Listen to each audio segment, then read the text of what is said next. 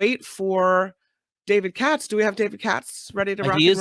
roll? He is standing by. He is ready. Okay, well, let's bring him on in. Thank you, Tony. Thank you, Albert. See if we can. Hi, David Katz. Hi, great to be with you. Hi, good morning. So, I read over the weekend this incredible story from former President Trump, where he's convinced he is going to be arrested on Tuesday, and he's calling for protests in the street. Is there any, validity to the idea that he'll be arrested this week? He probably is going to be arrested later this week. It may not be Tuesday, as he put on his Truth Social. Yeah. But given the timing, it seems like there's only one more session of the grand jury. And normally what they do is after that final witness, they present the indictment. It's already drafted. The grand jurors have probably kicked around the topics already. They have a pretty good idea what's coming and against whom, which is presumably former President Trump. And they're ready to vote guilty on the counts that the DA is going to present. The idea that it's a great debating society, the grand jury really isn't that anymore. It's become just a tool for the prosecution. I don't mean that there's anything nefarious in this case.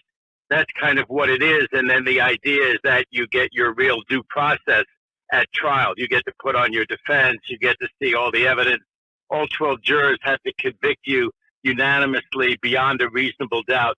But this bulwark of liberty that the grand jury was intended by the framers to be, it just hasn't worked out that way, either in the state or in the federal courts. There is speculation also from the grand jury that the charges that will be brought revolve around racketeering and conspiracy. Have you heard about that? That's what the prosecutors had wanted to do. Remember, under the previous district attorney, who was named Cyrus Vance Jr., it looked like this case was kind of all ready to go with multiple charges, including a broader conspiracy and racketeering, and not just the, paying off the porn star and filing records that were then inaccurate because they claimed it was legal fees when in fact it was reimbursement for a payoff to lawyer Cohn. But they were supposed to be broader charges, Kim, and we're just going to have to see. You remember the controversy was that these charges were not brought soon after Vance ceased being the district attorney. After Bragg won the district attorney job, he had these two prosecutors, special prosecutors. One was from private practice, and they were all ready to go. The thing was that Bragg, the newly elected DA, was not ready to go, and when he balked, the two of them very publicly quit. One of them has since written a book. So it's a bit of a mystery how broad the charges are going to be. But there's also speculation they'll be very narrow, that it will just be this one payoff and how it was listed in the books, Kim, and that it was not listed properly, and that's the felony. But it's only a felony if Trump specifically knew and intended that it be a violation of New York campaign financing law. And whether they can prove that beyond a reasonable doubt with some paperwork and with Cohn remains to be seen, and has some people worried that Trump might actually walk on that at the end of the day. He is, former President Trump, calling for protests should he be arrested. And so I wonder, it struck me as so selfish. You're not calling for protests over an issue. I'll just, bring up issues that I think were worthy of protests over the years: a war, apartheid, something greater than yourself, right? Black Lives Matter, whatever the issue, you're calling for protests specifically for you. It just seems a little bit, on brand, I guess you could say, but still, whoo. Those are just great comments. Yes, it's on brand. Yes, it's very selfish. I think at the end of the day, that threat, because people remember so bitterly what happened on January 6th. Even Speaker McCarthy's come out and said, let the process play out. There's no need to do that. They don't want to be tagged with yet another huge riot or with, loss of life. The top Republicans don't. And so I think they're trying to avoid that. But yes, Trump is, he's willing to burn the house down. If he's going, it's like people say about Putin. If Putin's going down, he may be willing to burn the house down. And Trump has hit me as being that same sort of unbelievably narcissistic, egomaniacal personality. Obviously, others will disagree with me, but that's been my take on him over the years. There's another story regarding Trump, not to trumpet to death, but apparently in the Georgia case, his attorneys, and I mean, I guess it may be to you, it's an obvious move. To me, it's kind of over the top. But his attorneys, Trump's attorneys, are asking for a judge to toss out the final report and the evidence from a special grand jury in Georgia, uh, the overturning the 2020 election grand jury. They just want, I mean, is that even realistic? I'm sorry, we don't agree with your report. We want it tossed and we want all the evidence tossed. What? Well, right. If it's on the basis of the forewoman talking to the press, there was no harm from that. They didn't taint the jury pool. Anybody in the Atlanta area who hasn't heard about this case and hasn't formed an impression about it, which is the person that they won on the jury ultimately, so they have 12 impartial jurors, that person was not tainted by the fact that the forewoman held a couple of press conferences.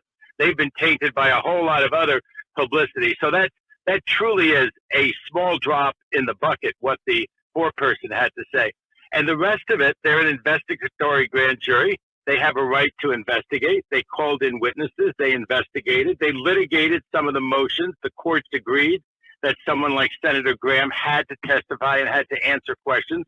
Some other people, like Giuliani, said, oh, well, I can't really go to Georgia. Remember, and the judge said, get on a train, get on a plane, right? Get on a horse, but get yourself to Georgia or you're going to be in contempt of court. And Giuliani got himself to Georgia. So I really don't see that there are any bases at all. And, you know, Trump's lawyers could have litigated at the time. So could some of the other targets have litigated at the time. Let's assume for a second that they had tried to get his attorneys records of meetings with Trump. That's the kind of thing that Eastman has challenged, that his lawyer has challenged in the special prosecutor.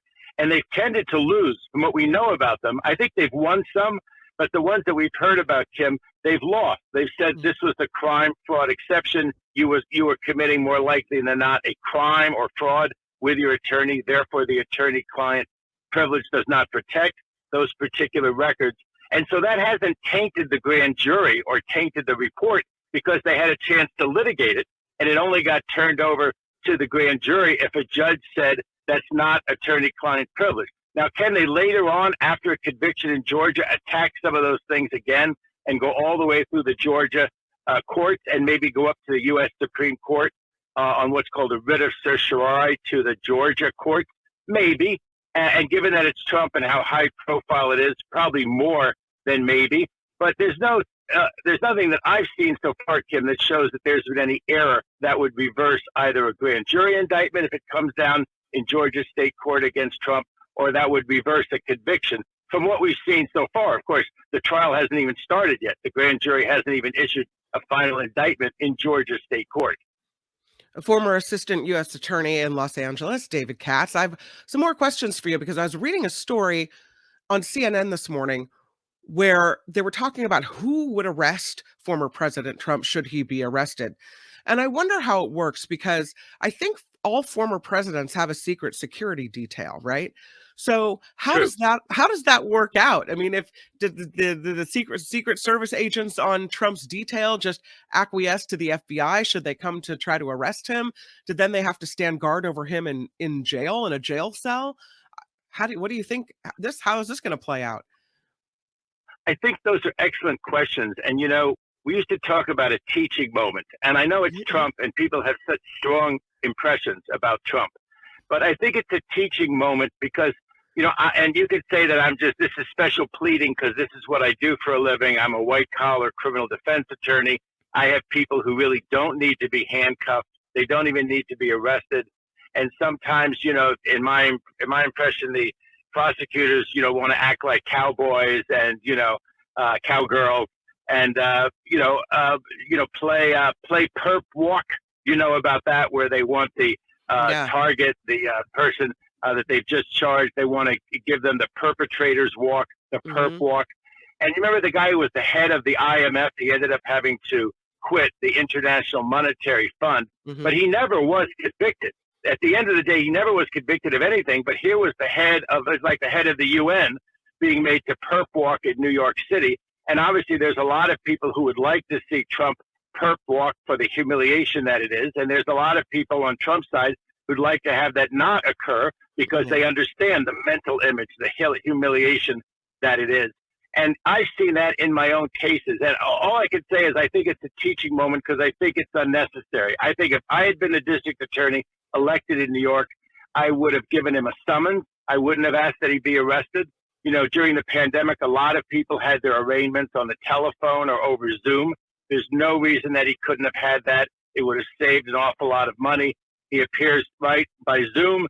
They tell him your trial date is going to be July 1st. You understand that you have to show up. He says over the Zoom, everyone can see, yes, I understand the charges. I plead not guilty. I'll be there on July 1st. It all could have been handled that way. And so to me, this is really kind of overkill, the over drama that we see so often with the prosecutors, with the police. Having said that, yes, the Secret Service will deal with this like Eddie. Let's assume he was going to an amusement park, right? And as part of the ride, he had to put his hands in a little handcuff thing, and then he'd go on the amusement ride, and then he and Melania would go about their business, right? Well, the Secret Service would do the same thing, make sure it's safe, make sure nothing's going to happen. I don't think he'll actually be put in a prison cell. That's really, really overkill. That seems, again, like it's just for the Daily Mail purchase photo, right, of him standing behind bars in a New York prison cell. Right. That all seems very over the top. But yes, the fingerprinting, I understand the fingerprinting. At some point, he would have to be fingerprinted. The photograph, I mean, that certainly seems a little over the top. I think we know what Trump looks like if he never shows up in court again. I think we know. We know the person to go looking for. I don't think he's going to change his appearance that much. Although if he got rid of the whole hair thing, do you remember when Alex Murdoch down there in South Carolina, right? After he actually went from county jail to the penitentiary because the jury found him guilty. Suddenly his head looked totally different. Remember that? He didn't have that beautiful hairdo anymore. Whatever, God knows right. God knows what Trump really looks like. But people should not expect that they're going to make him take off whatever that is and we're going to have a picture of him bald. I don't think we're going to have that with Trump. Well, I know there's a lot of people that want those pictures, but I think you kind of make a good point where maybe those pictures aren't necessary, because I think you can see him laying the groundwork already in saying, well, this is what they're going to do to a president running in 2024. This is all about persecuting a candidate for president of the United States. So already kind of trotting out the fact that he's a candidate in unfair treatment. And so I wonder if maybe taking the pictures and doing the perp walk, as you say, might give him the ammunition he needs to say, look what they've done to me. Well, I think it's very counterproductive. And, Kim, you and I have been talking on the radio with Pat Thurston since 2018. And if you remember that era, I'm sure you do, and your listeners do, that, Trump had everything at that point. He had the Senate, he had the Congress, he had a lot of the media on his side. He didn't have you and Pat Thurston. He didn't have the New York Times. He didn't have CNN that I was appearing on then. But he had a lot of, he was appointing more and more federal judges all the time.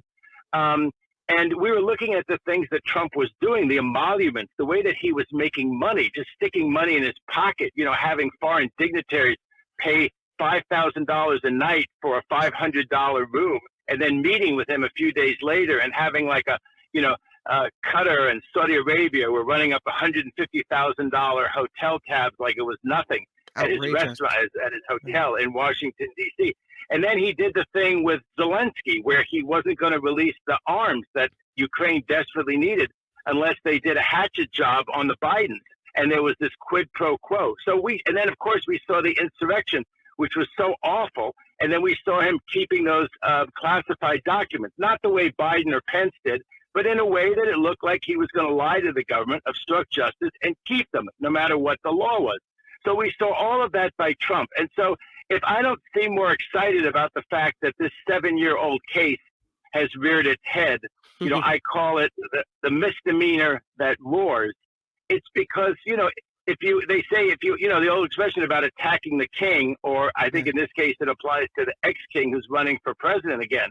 But to attack the ex-king and convict him of a misdemeanor or convict him of something that a lot of people are going to see as a trifle, I think that is a little worrisome. And that's why I'm a little worried on this prong. You know, Michael Cohen and, Stormy Daniels, it's like, that's what it's about to be about. Now, people say, well, maybe this will embolden the other prosecutors. But, the reality is that if that special prosecutor is going to, charge Trump for things like the insurrection, for things like the classified documents, he's not going to be affected one way or the other. But the public, there is a public perception which seems very important. A lot of people think, why didn't Merrick Garland appoint this special prosecutor 2 years ago? Why didn't Merrick Garland charge these offenses 2 years ago, Kim?